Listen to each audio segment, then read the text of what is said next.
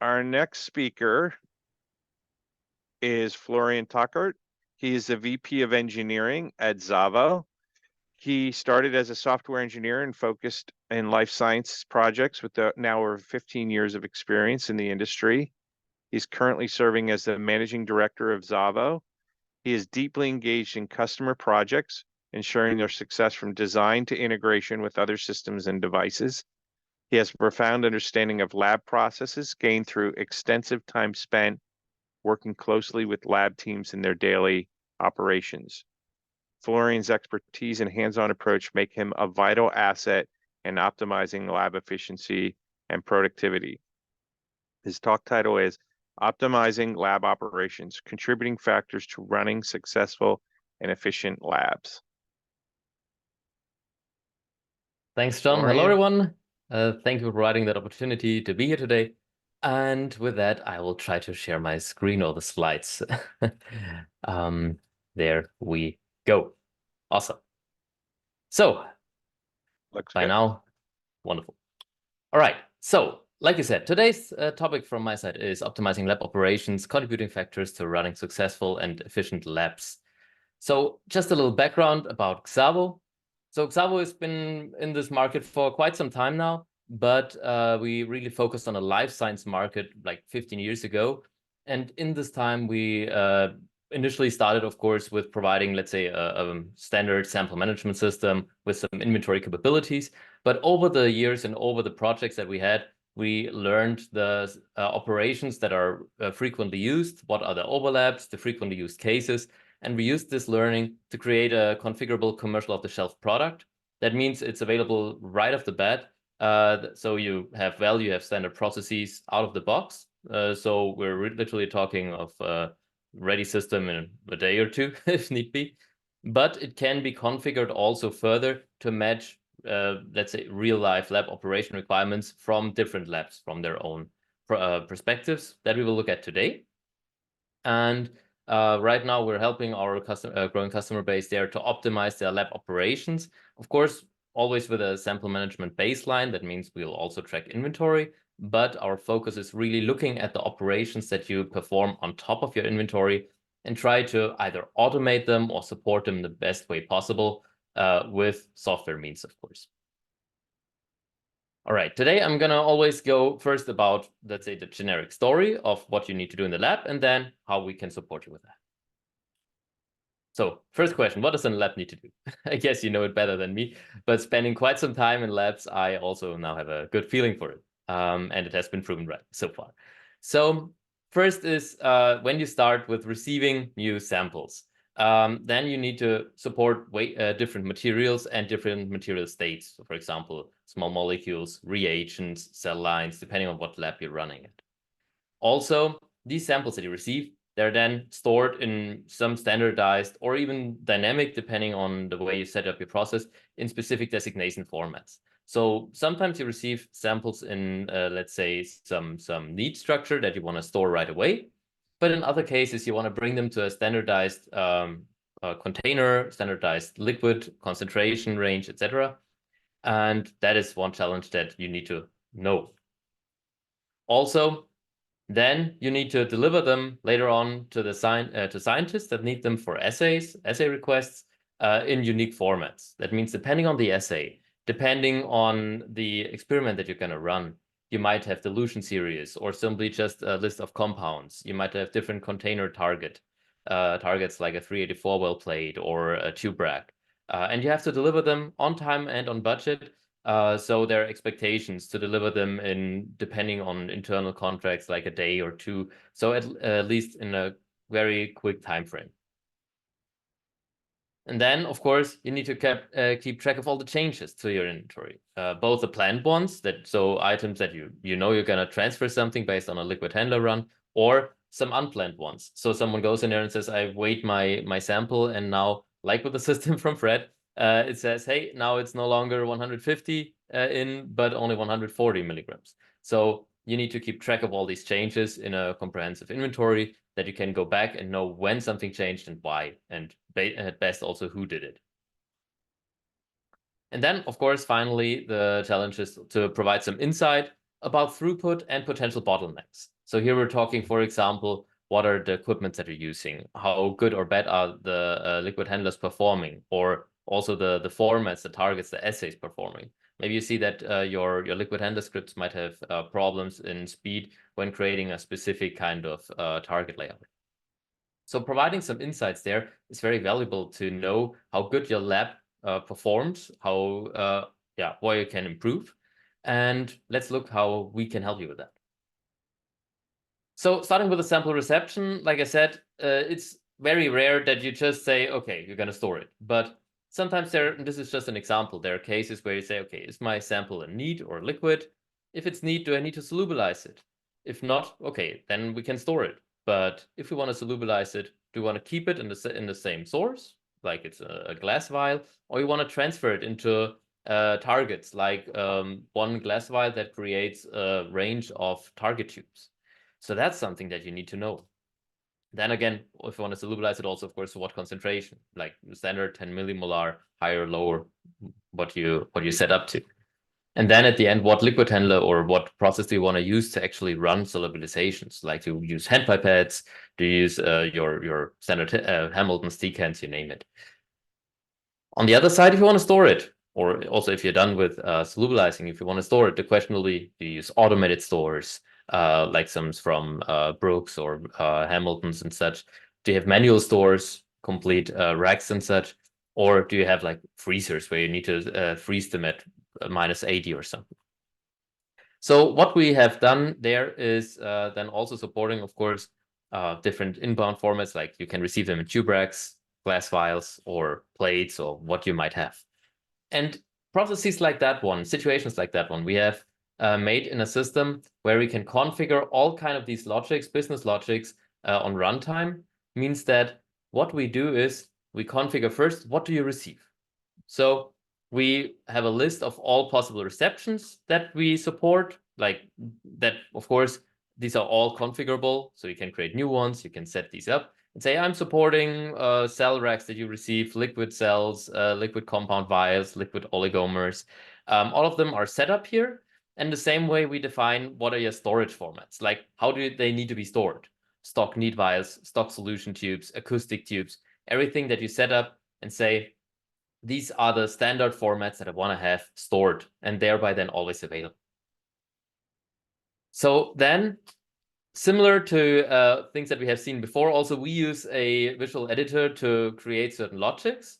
Here now, this is one example where we can drag and drop specific logics, typically created by us in a matter of a couple of hours after a conversation with your team at the beginning, or also maintained by a super user, but typically we set them up.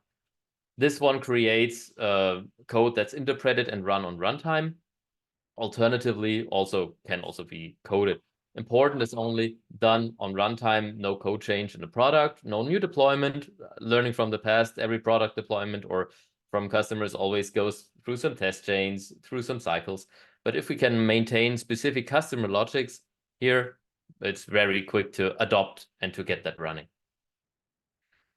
Then, where do you get the content from? We integrate, for example, supporting reception processes with, let's say, some rack scanners. The rack scanner only returns you the list of barcodes. But what's now in that? User can, of course, manually edit it or type it in. But we can also connect to external systems. So saying all the data that you receive is stored in from the scientists who initially created these samples, stored in another system.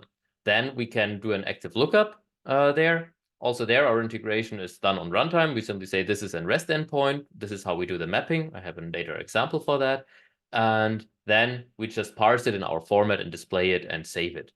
Only the data that we need on that matter, not all the data. Only that we need for actual processing. And then once we have that in the system, again, the question is, how do you then perform your liquid handling? Here, we use the process of having first what also John said initially, we have a so-called digital twin. That means every equipment in your lab, we try to replicate on a data perspective. So we know exactly what liquid handlers, what stores, etc. you have and what their capabilities are. Going down from min and max transfer volumes transfer directions in terms if you want to do serializations, what it can do or wants to do or is ideal to run, down to even the actual DAT volumes that can be set for every specific container type in conjunction to the equipment, or the channel count, how many channels it can use at the same time for dispensing and aspirating. With that knowledge, we can then, of course, tell you what equipments could be used for solvating or for running liquid handling after you receive the sample. On the other side, we can then also drive it. That means we know exactly how much needs to be solvated, what's the target concentration based on the things we initially set up, and then tell you, okay, now you received a specific source rack. If you want to run it here on your Hamilton, on this case, you can place it on the liquid handler deck. We can scan and confirm that this is the right container. And then we calculate down to which position needs to receive what amount of DMSO to actually solubilize it to the desired target concentration. Again, going down to an integration level. So you just hit go and the liquid handler can run by using some direct integration, depending on the device, of course. So that's some benefit that you can use. So you receive some samples, the system completely guides you through what you can receive until what you want to create out of the things that you have received, with the benefit that you have a very clear process of all the samples that you get. So always the same logic is applied, the same business logic out of that standard product, telling you, okay, these are the steps. Next step is the data is complete and consistent. Let me tell you, a custom field called barcode is not an inventory. You need to have a very complete system that tracks you the consistent inventory to make sure that you don't fall into problems later on. So data needs to be validated, needs to be correct. You cannot have a dry amount and a volume at the same time, and things I have seen before. Not on us, but somewhere else. Things that you simply need to make sure they're consistent. If you have a volume, you need to have a concentration. Other things is to have an automation. So if you have an automation in place and we can drive it or support it with the instructions, we can reduce human errors. There is no Excel spreadsheet in the middle. There is no data that needs to be manually copy-pasted from one system to another. That can then cause some simple human errors, like just changing or skipping one row by accident, and then all of a sudden have quite a lot of problems by not having the right volumes applied to the right wells. Also, then making sure that your inventory for later orders that will come to next is always on a fixed baseline. That means your source inventory is always in the same kind of standard tubes or standard containers in that matter, in the standard concentration. So once you want to use it, they're good to go, and you don't need to figure out what sources to use best. So that, of course, helps a lot, making sure that once you then have inventory requests, then the system or generally your process can handle these requests faster. Now we have inventory received, but like I said, they're not going to be stored in your system forever, not going to stay in your lab forever. You'll need to provide them again to your scientists. That means, let's talk about ordering and fulfillment. So scientists need to be able to find the right material data so that they can then set up a assay and say what samples they want to have.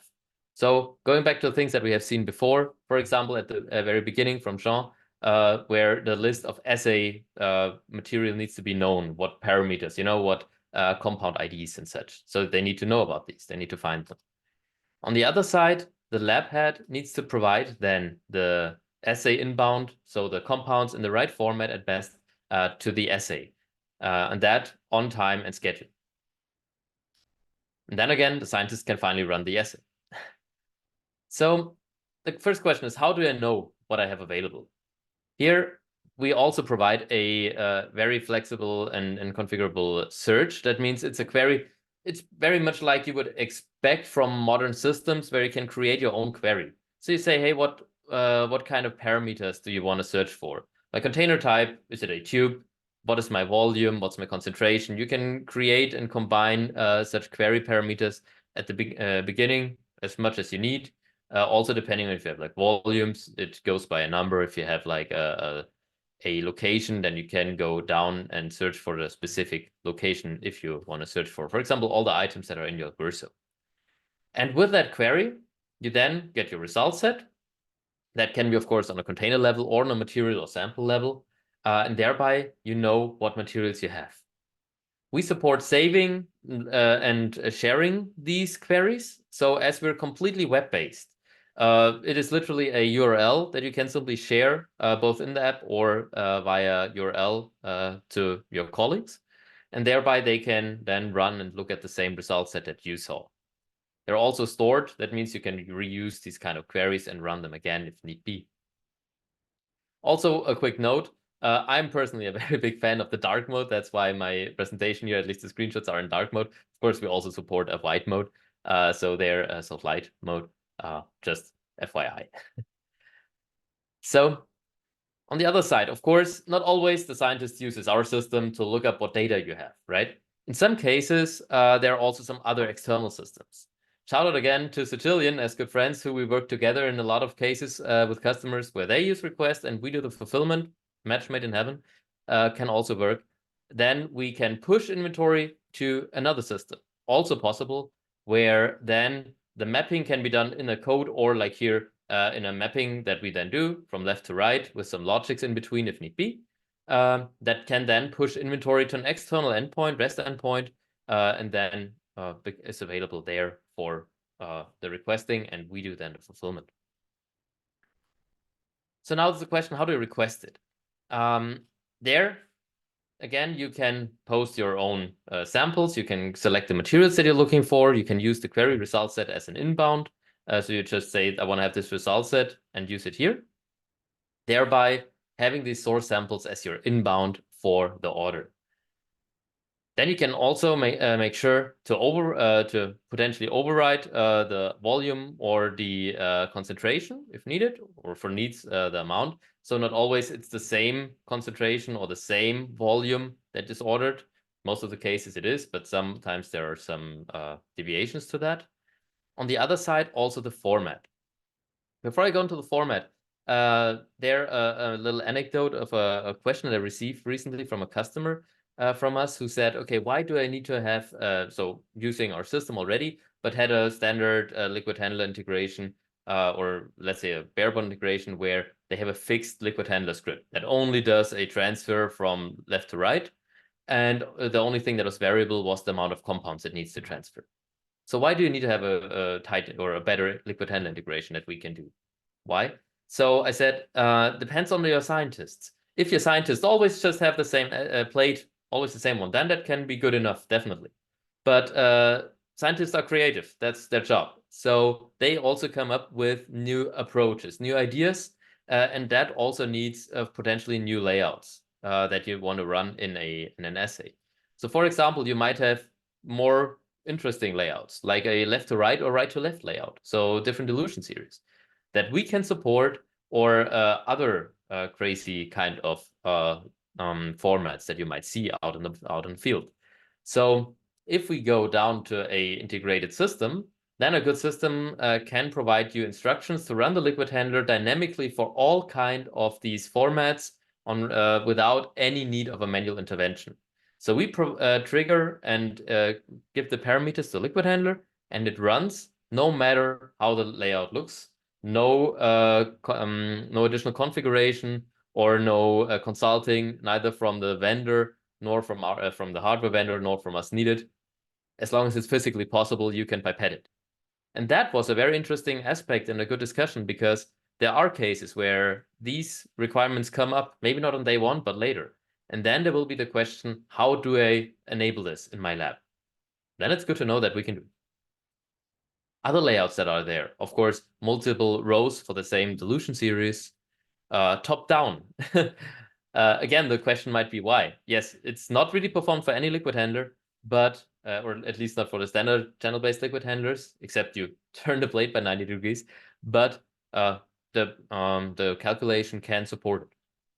Or if you want to go very crazy, things like that. Yes, I have seen people doing that. Finally, then the question is, how do I optimally deliver it? That is something that we have seen, or a big strength of support that we can deliver. So you have your items stored in your store, your source items, right? Your tubes, your vials, your plates. Then you have your liquid handlers available. Of course, you have like some Tcans, some Hamiltons, and way more. Don't want to start name dropping all of them here, but you have your liquid handlers. And then you might have then also some acoustic, like the echo. So based on the order, you can go top or down to create an intermediate, and then create your actual echo or acoustic target plate, LDV plate. Maybe you have your acoustic source tubes even, then you can go right through the echo. Then you don't even have an intermediate plate.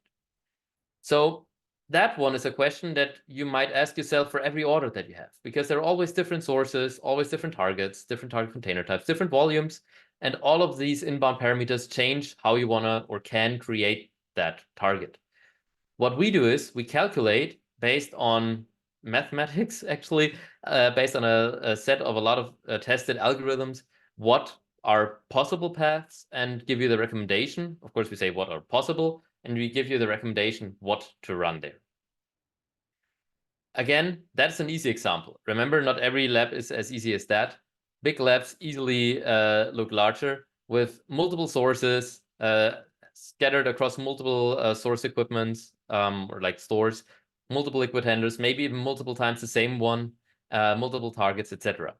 And again, then it becomes very handy to have a system that tells you the options and optimizes which path we recommend you taking. There behind that is both the mathematical check, what is physically possible.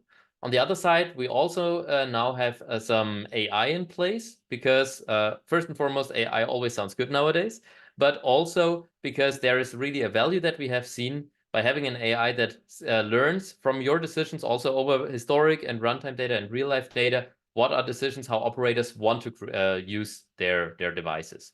So for example, things that you hardly codify. Every Monday, this Tcan goes off because people service it. Or every time they use this Hamilton, they want to go to that Quadra stamper because they're physically very close, and we just learned that by getting runtime data.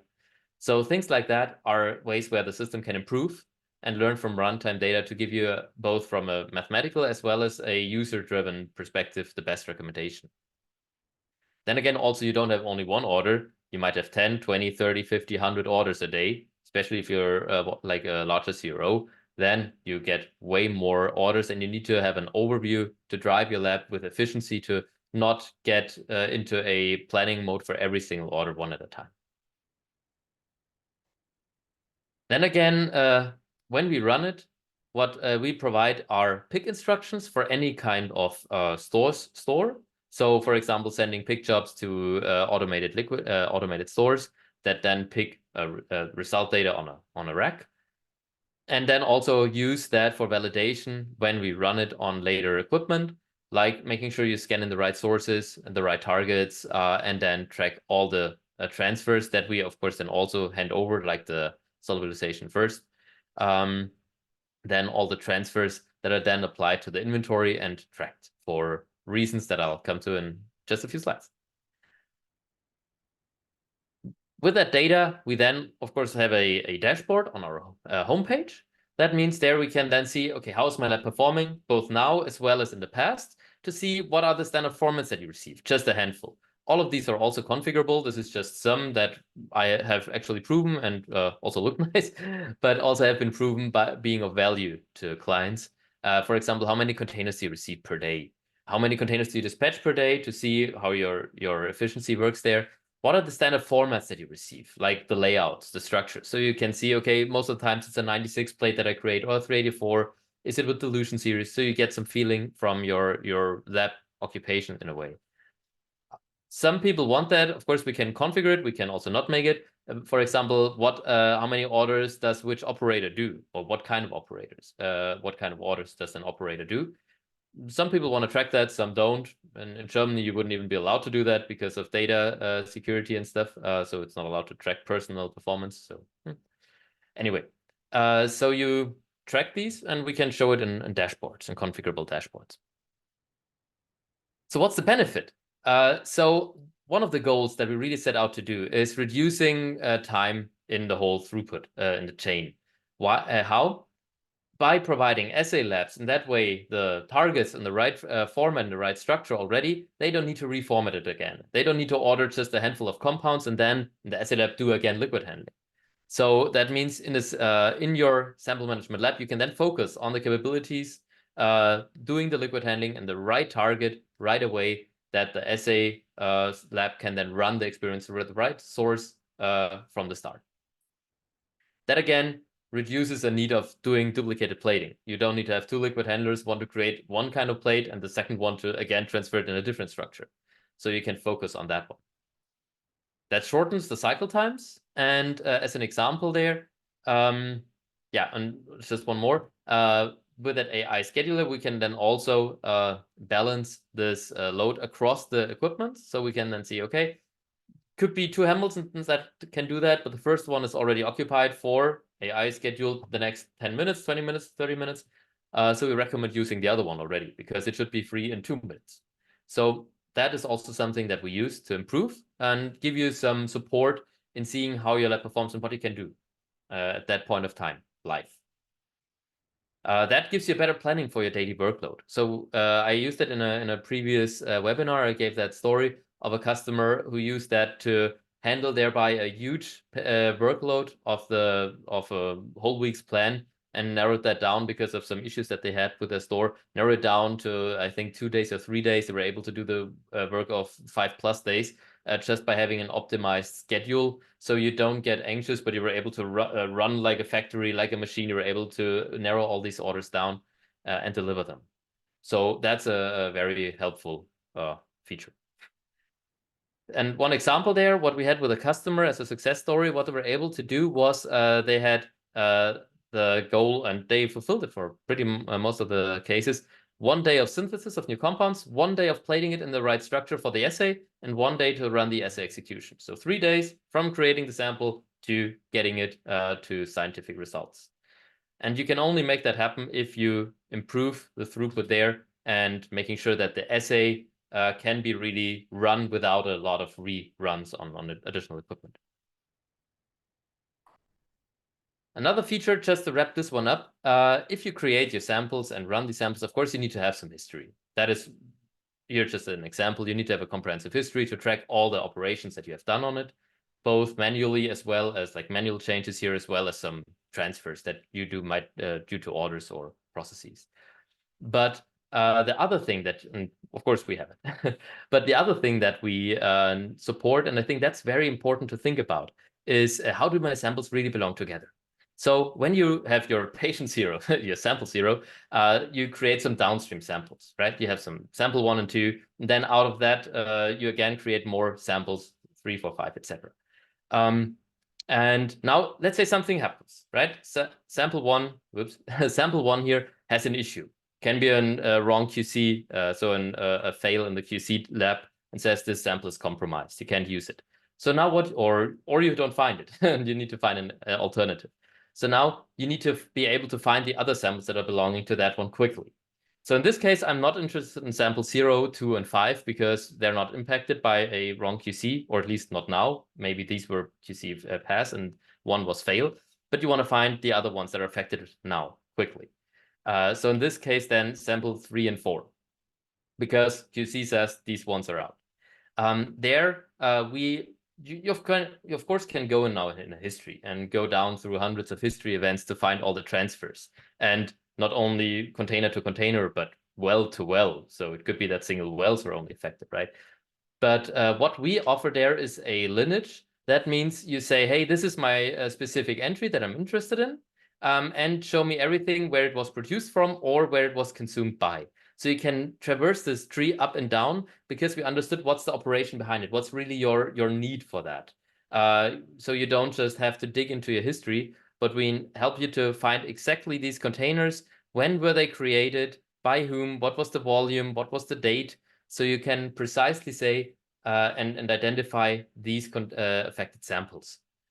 That one is, I think, very powerful, and has also proven in cases where customers were having that request to quickly identify affected containers. Can also be just to correct or curate data to find out which containers are now really impacted.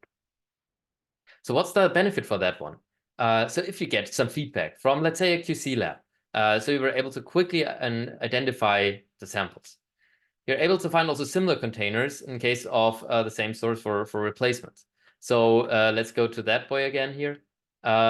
So if sample 1 gets lost, you can't find it. But you know that you created sample 2 on the same day from the same source. So then it might be possible to use sample 2 as a replacement for, let's say, an order or for other processes. So then you quickly can find similars of the same source. So that way you are then able to make sure that your inventory is always both maintained and that you can apply corrections quickly. So for example, if you need to change the parameters there, then you quickly see what you need to change or which other containers you need or samples you need to update. Right. So that's the benefit of also having that lineage functionality behind it. Yeah, our product, of course, offers more, but I think that is a good overview to see what should be important things to really have in mind if you want to optimize labs. What I have seen from current customers, also from the past, things that really always happen again and again, and things that we can simply improve by having these processes both supported out of the box, but also configured that it really matches that lab that you're running with your business rules and your kind of integrations that you need to have. All right. So if you want to find out more about us, Xavo.com, or just reach out to me on LinkedIn. Always happy to give you more details, complete demo, but that one will take some more time. All righty. So time for some questions, maybe.